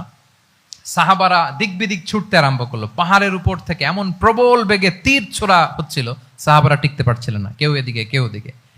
রাসূল সাল্লাল্লাহু আলাইহি ওয়াসাল্লাম এই তীর তলোয়ারকে উপেক্ষা করে সামনে যেয়ে দাঁড়ালেন ঢালের মতো, আর বললেন, আনা নবিয়্যুল লা কাযিব আনা ইবনু আব্দুল মুত্তালিব। এই সাহাবারা, আনা নবিয়্যুল লা কাযিব, আমি সত্য নবী, আমার দিকে ফেরো, am the grandson of Abdul Muttalib, আমি দাঁড়িয়ে আছি, ফেরো। রাসূল সাল্লাল্লাহু আলাইহি ওয়াসাল্লামের যখন এই সাহসী স্টেটমেন্ট তারা পেলেন, আবার আল্লাহু আকবার ধ্বনি নিয়ে সাহাবারা সামনের দিকে এগিয়ে গেছেন। এই যে আগালেন, আর পিছু ফিরলেন না, হুনাইন জয় করেই ছাড়লেন। আল্লাহু আকবার। তাহলে ইতিহাসের পরতে পরতে, সিরাতের পরতে পরতে আমরা দেখবো যে রাসূল সাল্লাল্লাহু আলাইহি ওয়াসাল্লাম হি ওয়াজ এ হাইলি কারেজাস, অনেক সাহসী একজন ব্যক্তিত্ব ছিলেন, অত্যন্ত সাহসী পুরুষ ছিলেন। তাহলে নেতা হইতে হইলে তার কি লাগবে? সাহসিকতা লাগবে, তার তো লিড দিতে হবে ফ্রন্ট লাইন থেকে। এবং কাপুরুষতা, ভীরুতা, এটা থেকে রাসূল সাল্লাল্লাহু আলাইহি ওয়াসাল্লাম পানাহ চেয়েছেন। আল্লাহুম্মা ইন্নী আউযু বিকা মিনাল হাম্মি ওয়াল হাযান ওয়া আউযু বিকা মিনাল আজজি ওয়াল কাসাল ওয়া আউযু বিকা মিনাল জুবনি ওয়াল বুখল। জুবন মানে কি? ভীরুতা, কাপুরুষতা। হে আল্লাহ, আমি ভীরুতা থেকে, কাপুরুষতা থেকে পানাহ চাই। আমরা যেন কাপুরুষ না হই, আমরা যেন ভীরু না হই, আমরা যেন সত্যের বীর সেনানী হয়ে আবু সাঈদের মতো এরকম দুই হাত প্রসারিত করে দাঁড়াতে পারি, ঠিক কিনা? এই যে কারেজাস আবু সাঈদ, হ্যাঁ, is the icon of courage of Bangladesh, কি বলেন? এই যে বুক টান টান করে যে হাত দুইটা প্রসারিত করে দাঁড়ালো, আল্লাহু আকবার। গোটা বিশ্ব এখন তাকে আইকনিক ফিগার হিসেবে মেনে নিছে, কি বলেন? গোটা বিশ্ব তাকে চিনছে, তার জন্য দোয়া করছে। তাহলে courage, it's an essential leadership trade, এটা লাগবে প্রিয় ভাইয়েরা। আল্লাহ তাআলা এই কারেজ, এই সৎ সাহস দিয়ে আমাদেরকে ধন্য করুক। কটা গেল? 6টা। 7 নম্বরে হচ্ছে কনফ্লিক্ট রিজলভিং এবিলিটি, বিরোধ নিষ্পত্তি করার মতো যোগ্যতা থাকতে হবে নেতার। অর্থাৎ নেতা হইতে হবে এমন যে বিরোধকে নিষ্পত্তি করে দিতে পারে, মিটমাট করে দিতে পারে, ঝগড়া লাগলে মিটায় দিতে পারে। এটা গুরুত্বপূর্ণ কোয়ালিটি না নেতার জন্য, কি বলেন? রাসূল সাল্লাল্লাহু আলাইহি ওয়াসাল্লামের কিন্তু এটা ছিল, বিরোধ নিষ্পত্তি করা। রাসূল সাল্লাল্লাহু আলাইহি ওয়াসাল্লাম মক্কা থেকে মদিনায় যে 1 ঘন্টায় বছরের পর বছর চলে আসা যুদ্ধ, they use to fight each other, Aus and Khazraj, 1 ঘন্টায় যুদ্ধ থামাই দিয়েছেন। আল্লাহু আকবার। He was a very good mediator and arbitrator. রাসূল সাল্লাল্লাহু আলাইহি ওয়াসাল্লাম অত্যন্ত ভালো মধ্যস্থতাকারী ছিলেন, ভালো মধ্যস্থতাকারী তিনি ছিলেন। তিনি থামিয়ে দিতে পারতেন, বিরোধকে থামাতে পারতেন। আপনারা জানেন যে মক্কায় একবার সম্ভবত অগ্নিকাণ্ডের কারণে কাবা ঘর জ্বলে গিয়েছিল, ধ্বংস হয়েছিল, কিছু অংশ নষ্ট হয়ে গিয়েছিল। কাবাকে রিনোভেট করা হয়েছিল, ফলে কাবার একটা কর্নারে যে ব্ল্যাক স্টোন কর্নার, রুকনুল হাজারিল আসওয়াদ, হাজরে আসওয়াদ পাথরকে সরিয়ে রাখা হয়েছিল। এখন কাবা যখন পুনর্নির্মাণ শেষ, ওই হাজরে আসওয়াদ পাথরকে আবার তার জায়গায় রাখা হবে। কিন্তু কে রাখবে? সবাই রাখতে চায়, সব দলের নেতারা বলে আমরা রাখবো। এক দলের নেতা বলে যে আমি রাখবো, এটা অনেক very prestigious and dignified issue, এই প্রেস্টিজ আমরা কাউকে নিতে দিব না। আরেক দলের নেতা বলে না, আমাদের পাওয়ার বেশি, আমরা রাখবো। আরেক দলের নেতা বলে যে না, এটা আমাদেরই। আরেকজন বলে রক্তের গঙ্গা বইয়ে দিব মক্কায়, কিন্তু এই সম্মান হাত ছাড়া হতে দেব না। এখন জাতীয় 4 নেতা গেছে 4 দিকে, সমাধান তো নাই। পাথর কয়টা? পাথর তো মাত্র একটা। ইন দ্য মিন টাইম রাসূল সাল্লাল্লাহু আলাইহি ওয়াসাল্লাম আসলেন। রাসূল সাল্লাল্লাহু আলাইহি ওয়াসাল্লামকে দেখেই সবাই হ্যাপি, সবাই বলে যা আমিনুন রাদিনা বি, এই তো আলামিন আসছে, ওই ফয়সালা করবে। সুবহানাল্লাহ, এই তো আলামিন আসছে, সেই ফয়সালা করে দিবে আমাদের মধ্যে। আল্লাহ রাসূল সাল্লাল্লাহু আলাইহি ওয়াসাল্লাম বললেন কি হয়েছে? এই ঘটনা। জাতীয় 4 নেতা বলে এই পাথর নিয়ে তারা নিজেরা রাখবে, কাউকে দিবেন। রাসূল সাল্লাল্লাহু আলাইহি ওয়াসাল্লাম বললেন ঠিক আছে, একটা চাদর নিয়ে আসো। চাদর নিয়ে আসা হলো। এবার জাতীয় 4 নেতা চাদরের 4 কর্নার ধরে দাঁড়ালো। রাসূল সাল্লাল্লাহু আলাইহি ওয়াসাল্লাম নিজ হাতে হাজরে আসওয়াদ তুলে চাদরের মাঝখানে রাখলেন। এবার 4 নেতাকে বললেন আসো তোমরা আমার সাথে। তারা আগাতে লাগলো। কাবা ঘরের সামনে যখন আসলো, রাসূল সাল্লাল্লাহু আলাইহি ওয়াসাল্লাম নিজ হাতে, ওনার বরকতময় হাতে আবার হাজরে আসওয়াদ ধরে ঠিক জায়গা মতো রেখে দিলেন। এতক্ষণ কিন্তু 4 নেতা কি বলছে? কাউরে ধরতে দিব না, কাউকে। কিন্তু এখন চাদরের কোনা ধরেই চাদরের কোনা ধরেই কি হ্যাপি।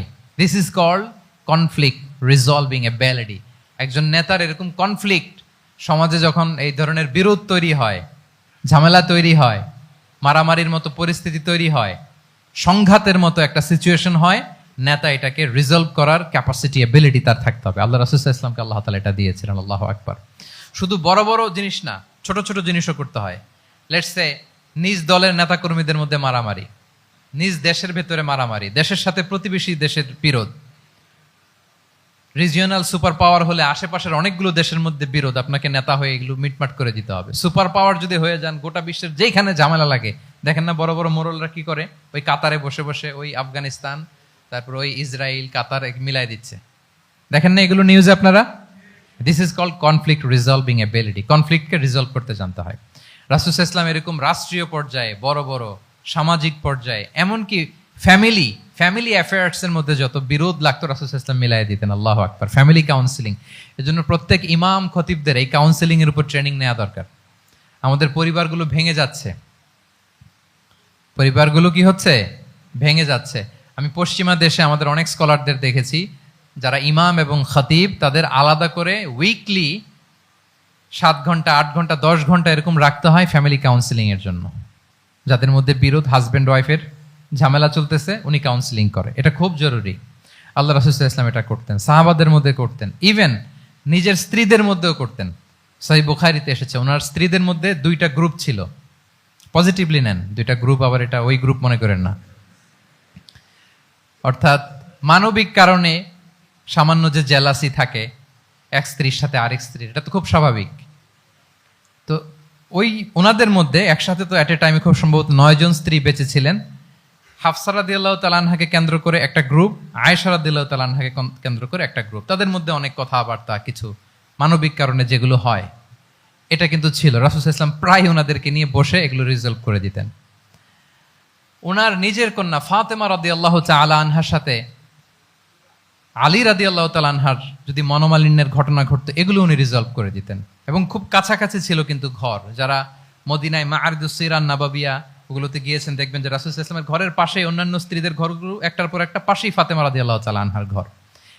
একবার তিনি দুপুরবেলা ফাতেমা রাদিয়াল্লাহু তাআলা আনহার ঘরে গেলেন, যে দেখেন যে ঘরে আলী রাদিয়াল্লাহু তাআলা আনহু নেই। তো জিজ্ঞেস করলেন যে তোমার হাজবেন্ড কোথায়? আইনা ইবনু আম্মি, কোথায় আলী কোথায়? তো বললেন যে কানা বাইনি ওয়া বাইনাহু শাই, আমাদের মধ্যে একটু ঝগড়াঝাটি হয়েছে আর কি, মনোমালিন্য হয়েছে। ফাগাদাবানি, উনি একটু রেগে গেছেন আমার উপর। ফাখারাজা ফালাম ইয়াকিল ইনদি, প্রত্যেকদিন খাওয়ার পরে তো এখানেই কাইলুলা করে, আজকে আর ঘরে কাইলুলা করে নাই, কই যেন চলে গেছে। তো কোথায় গেল? রাসূল সাল্লাল্লাহু আলাইহি ওয়াসাল্লাম লোক পাঠালো, খুঁজে দেখো আলী কোথায়। আলী রাদিয়াল্লাহু তাআলা আনহু উনি মনের কষ্ট নিয়ে মসজিদে নববীর মধ্যে শুয়ে আছেন। রাসূল সাল্লাল্লাহু আলাইহি ওয়াসাল্লাম খুঁজতে খুঁজতে মসজিদে নববীর ভেতরে গেলেন, দেখলেন যে উনি যে শুয়ে আছে, ওনার গায়ের জামাটা একপাশে পড়ে আছে আর বালুর মধ্যে ওনার শরীর পড়ে আছে। তো উনি ডাকলেন কুম ইয়া আবা তুরাব, কুম ইয়া আবা তুরাব, মানে হে বালির বাবা আলী, বালির বাবা আলী ওঠো ওঠো। মজা করে বললেন যে ইয়া আবা তুরাব, যেহেতু বালি লেগে আছে গায়ে, বালির বাবা আলী ওঠো। ওখান থেকে ধরে এনে ফাতেমা রাদিয়াল্লাহু তাআলা আনহার কাছে নিয়ে, দুইজনকে পাশে বসি, এই যে আবার মিটমাট। এটা ছিল রাসূল সাল্লাল্লাহু আলাইহি ওয়াসাল্লামের ডেইলি বেসিসে একটা অ্যাক্টিভিটি। কনফ্লিক্ট তিনি রিজলভ করে দিতেন।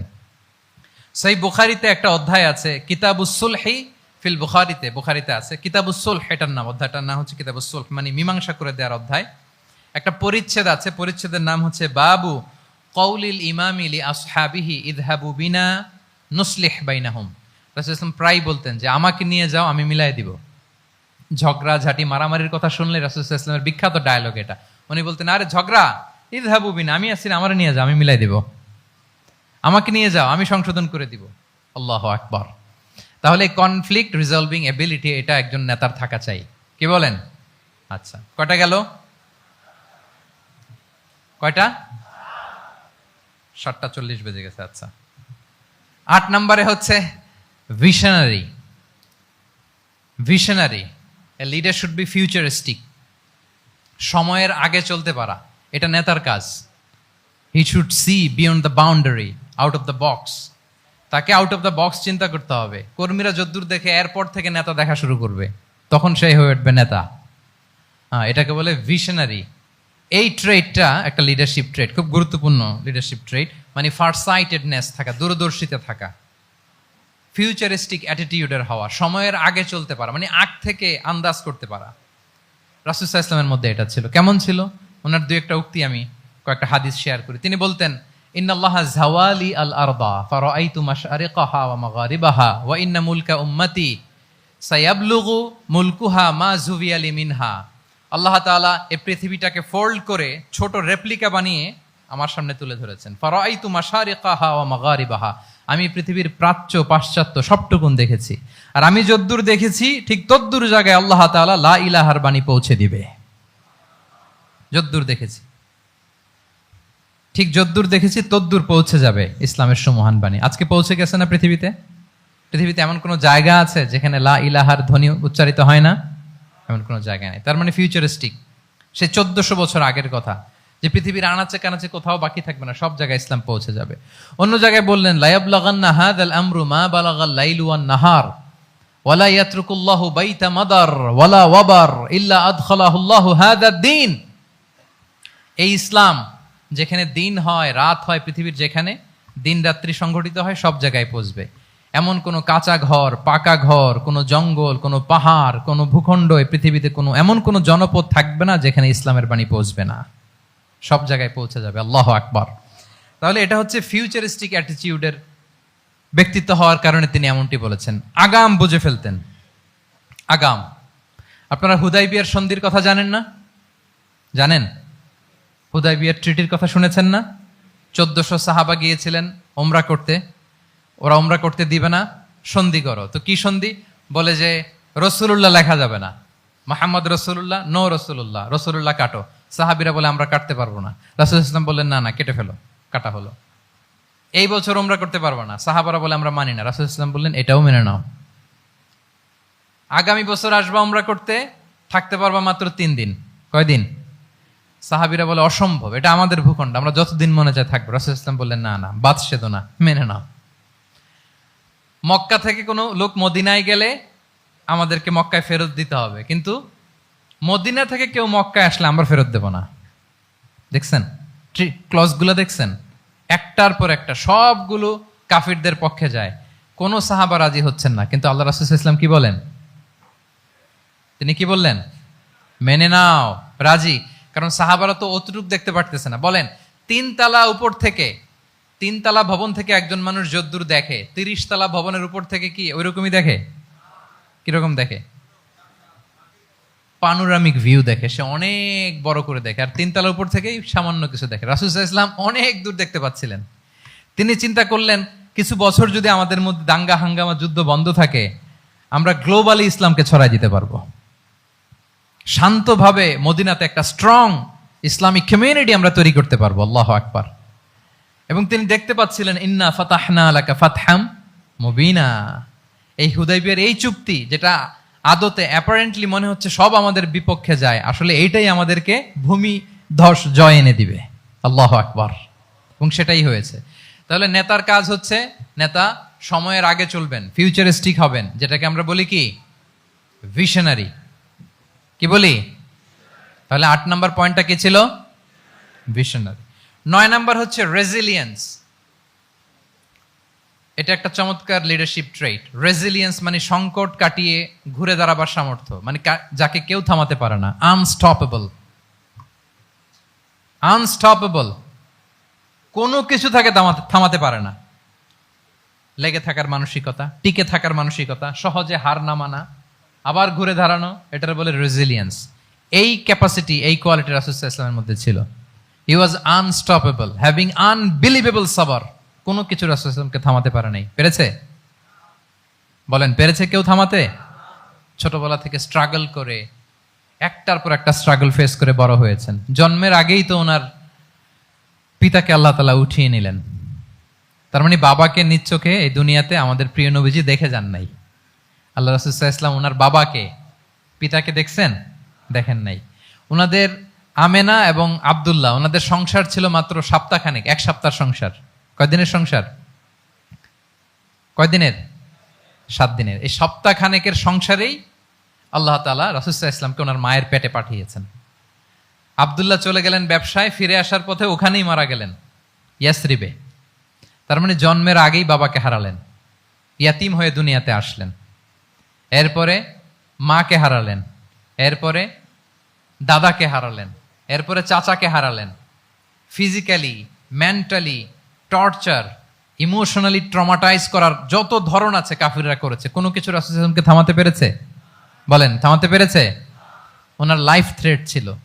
হিজরতের রাতে তো আল্লাহ তাআলা বললেন আজই যেতে হবে, না হলে হত্যার ষড়যন্ত্র হচ্ছে, ব্ল্যাক ম্যাজিক করা হয়েছে।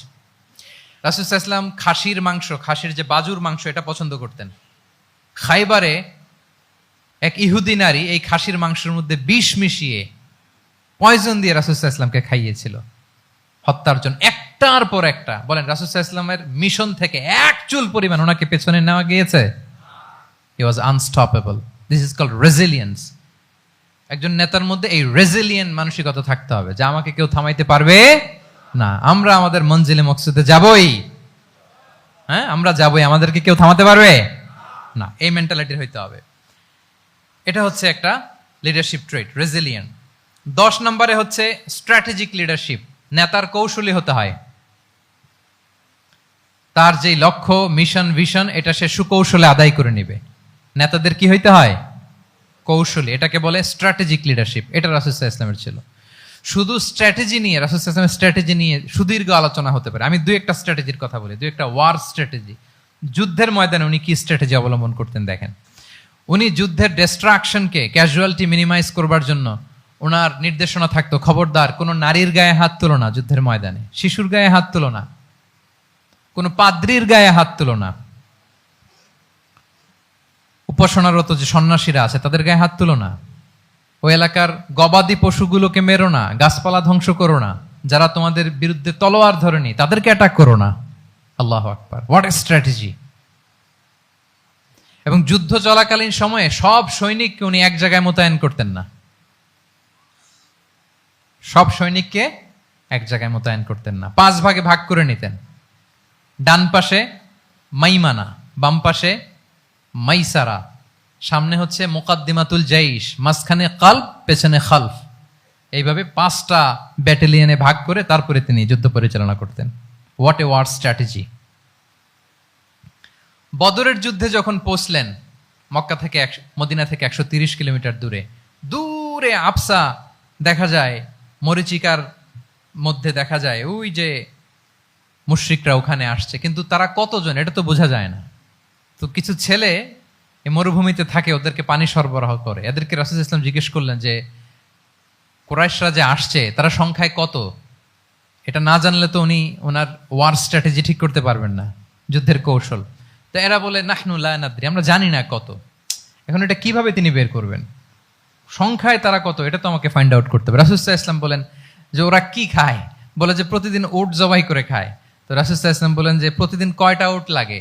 বলে যে ইয়াউমান তিসআন ওই ইয়াউমান আশরান। 2 দিন হয়েছে আসছে, তো প্রথম দিন দেখলাম 9টা জবাই করছে, আজকে দেখছি 10টা জবাই করছে।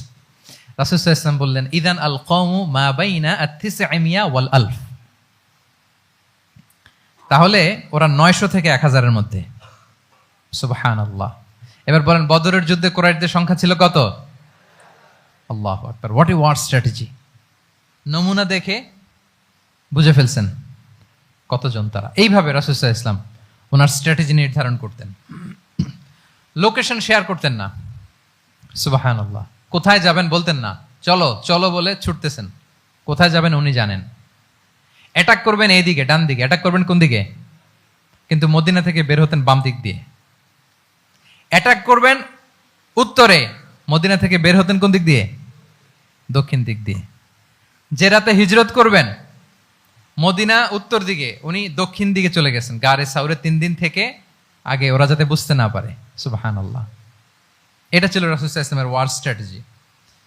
এবং সবাই যেই পথে মক্কা থেকে মদিনা যায়, উনি কিন্তু ওই পথে যাননি। ক্যারাভেনগুলো, কাফেলাগুলো যেই পথে মক্কা থেকে মদিনা, ইউজুয়াল রুট যেটা, যাননি। সাওয়াহেলি পথে, সাগরের পাশ দিয়ে স্পেশাল একজন গাইড ভাড়া করে তিনি গিয়েছেন। আল্লাহু আকবার। This is called strategy. তাহলে স্ট্র্যাটেজিক লিডারশিপ লাগবে। একজন নেতার স্ট্র্যাটেজিক প্ল্যানিং ঠিক করা লাগবে। এটা তাকে সামনের দিকে আগাতে অনেক সহায়তা করবে। রাসূল সাল্লাল্লাহু আলাইহি ওয়াসাল্লামের যে জিও পলিটিক্যাল অ্যাওয়ারনেস, এগুলো নিয়ে কথা বলতে গেলে অনেক লম্বা সময় লাগবে, আমরা যাব না। 10 নম্বরে ছিল স্ট্র্যাটেজিক লিডারশিপ, 10টা বলে ফেলছি, আর 2টা 2 মিনিটে বলে শেষ করব। 11 number practical wisdom. Practical wisdom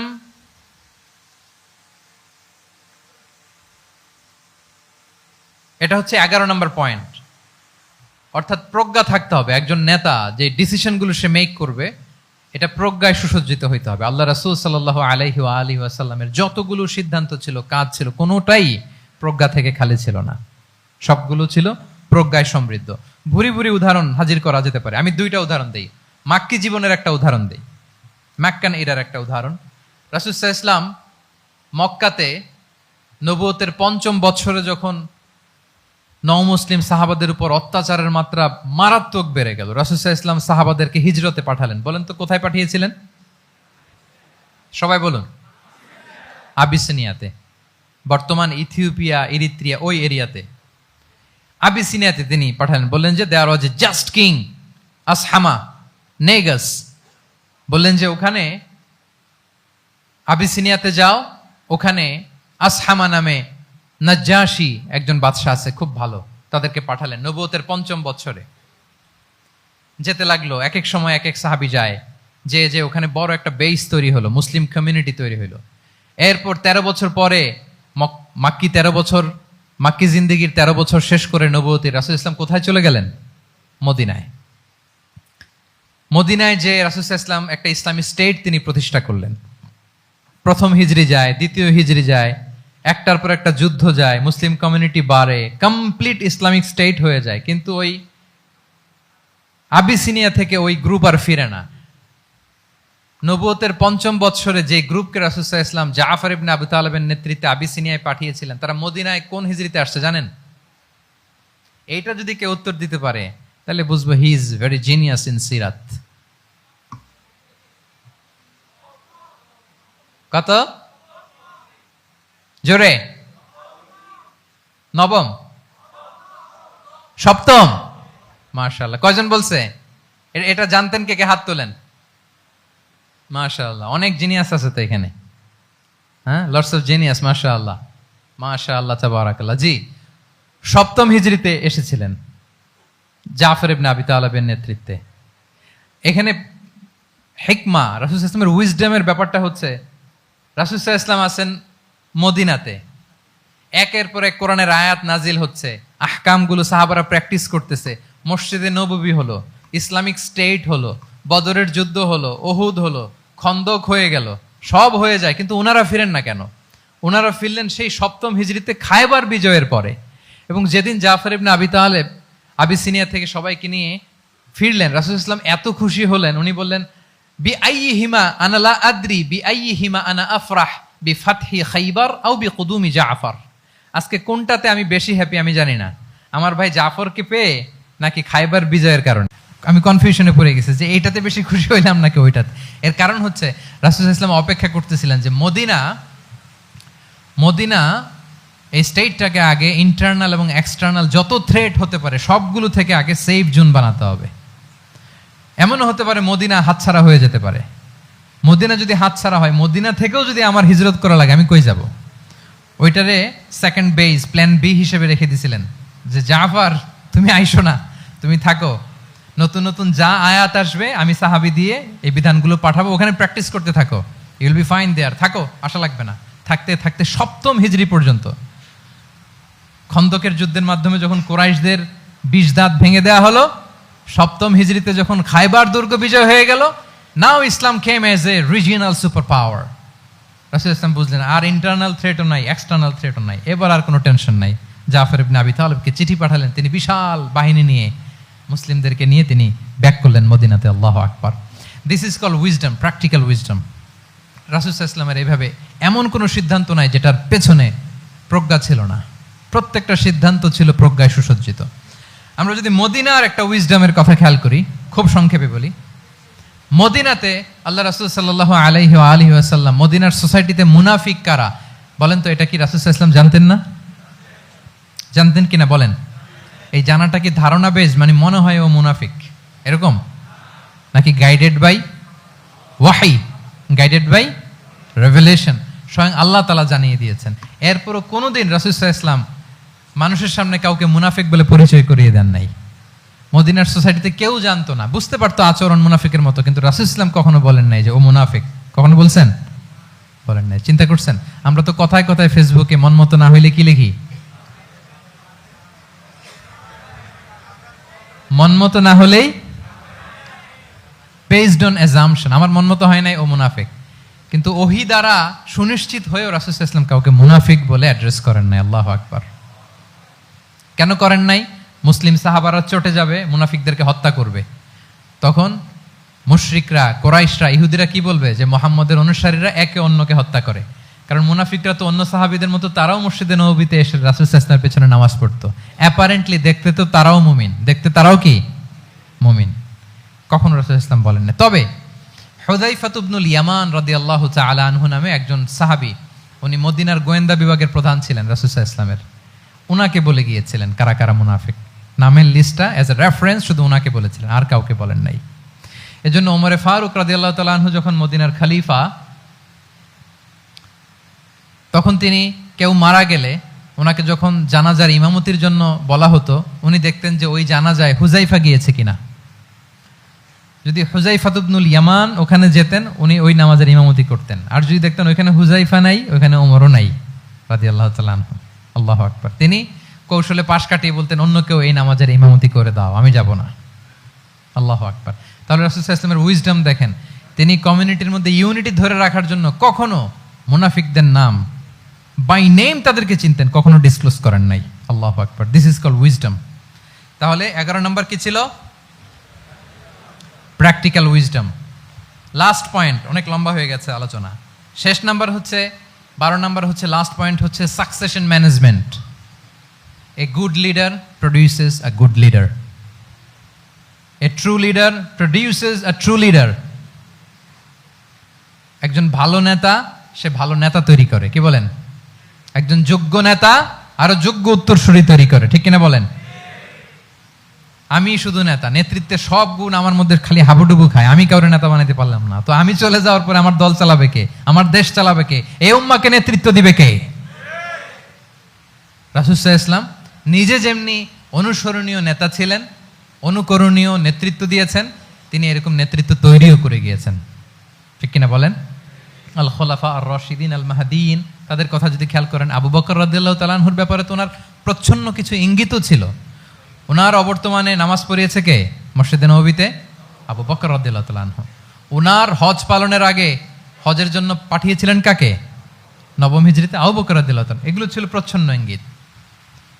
এবং সাকিফায়ে বনু সাঈদাতে ওমরে ফারুক বললেন যে আপনাকে আমরা নেতা মানি, সবাই এক বাক্যে মেনে নিল। আজও ওই জায়গাটা মসজিদে নববীর এক পাশে সাকিফায়ে বনু সাঈদার বড় সাইনবোর্ড আছে, ওখানে বিকেলবেলা আনসারী সাহাবারা বসে গল্প করতেন। ওই জায়গাতে আবু বকর রাদিয়াল্লাহু তাআলা আনহুর খলিফা নির্বাচনের ব্যাপারটা ঘটেছিল। উনি ওসিয়ত করে গিয়েছিলেন ওমরে ফারুক রাদিয়াল্লাহু তাআলা আনহু খলিফা হবেন। ওমরে ফারুককে যখন অ্যাসাসিনেশন করা হলো, উনি একটা প্যানেল করে দিয়ে গেলেন। সেখান থেকে ওসমান রাদিয়াল্লাহু তাআলা আনহু হলেন। ওসমান রাদিয়াল্লাহু তাআলা আনহুর হত্যা পরবর্তী উদ্ভূত পরিস্থিতিতে আলী রাদিয়াল্লাহু তাআলা আনহু হলেন। একজনের চেয়ে আরেকজন শ্রেষ্ঠ, একজনের চাইতে আরেকজনের মানাকিব অসাধারণ, অসাধারণ। এই যে নেতৃত্ব রাসূল সাল্লাল্লাহু আলাইহি ওয়াসাল্লাম এটা জীবদ্দশায় তৈরি করেছেন। যার যেখানে ক্যাপাসিটি দেখেছেন তাকে ওই দিকে উদ্বুদ্ধ করেছেন। যার মধ্যে যুদ্ধের ব্যাপারে জ্ঞান দেখেছেন তাকে যুদ্ধের সেনাপতি বানিয়েছেন। Khalid bin Walid, chief of the Muslim military, মুসলিম বাহিনীর সেনাপ্রধান ছিলেন কে? খালিদ বিন ওয়ালিদ। ওনার দিয়ে কখনো কবিতা লিখতে পাঠাইছেন রাসূল সাল্লাল্লাহু আলাইহি ওয়াসাল্লাম, কিন্তু হাসান বিন সাবিতকে দিয়ে কি করছেন? শুধু কি কবিতা লেখানো?